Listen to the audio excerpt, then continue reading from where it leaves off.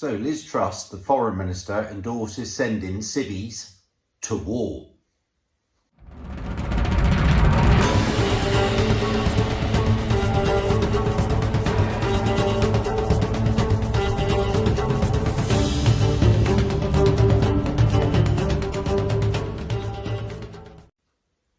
Welcome to Maverick Veteran, and thanks for stopping by. The Foreign Secretary of the United Kingdom has endorsed sending untrained civilian personnel, men and women, to the Ukraine to fight alongside Ukrainian armed forces. They are fighting, the people of Ukraine are fighting for freedom and democracy, not just for Ukraine, but for the whole of Europe, because that is what President Putin is challenging. And absolutely, if people want to support that struggle, I would support them in doing that. So you support Britain, people from Britain, going over to Ukraine to help in the fight? Absolutely, if that's what they want to do. This is clearly a dangerous statement to make.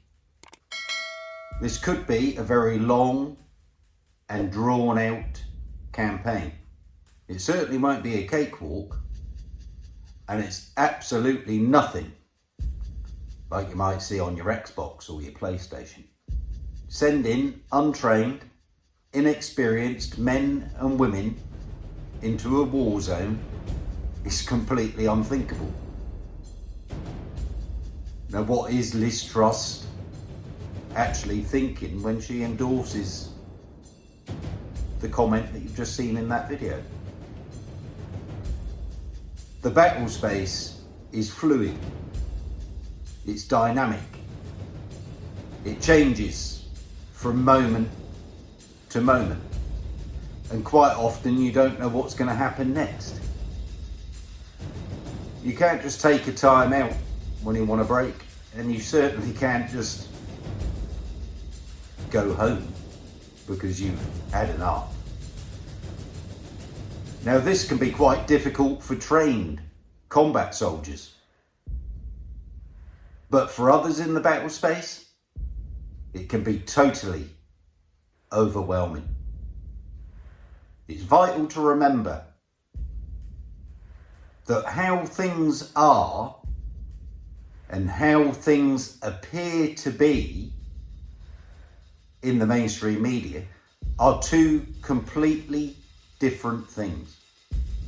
If anybody watching this video is thinking of going to the Ukrainian embassy in London and signing up to fight alongside the Ukrainian armed forces, I admire your conviction. But if you want some advice from a combat veteran who served 23 years in the British Army, I would ask you to think it through extremely carefully. Consider, how are you going to get there? Do you have to pay for it yourself? Probably not worth wasting money on a return flight. You'll likely not need it. Who looks after your welfare whilst you're there? Do you get paid? Is your family at home going to be compensated if you don't return or are seriously injured in combat?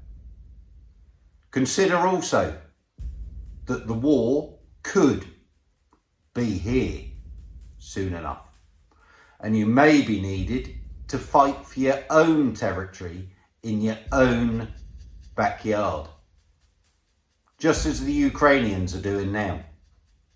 Think about your loved ones. Be kind to yourself. Be safe.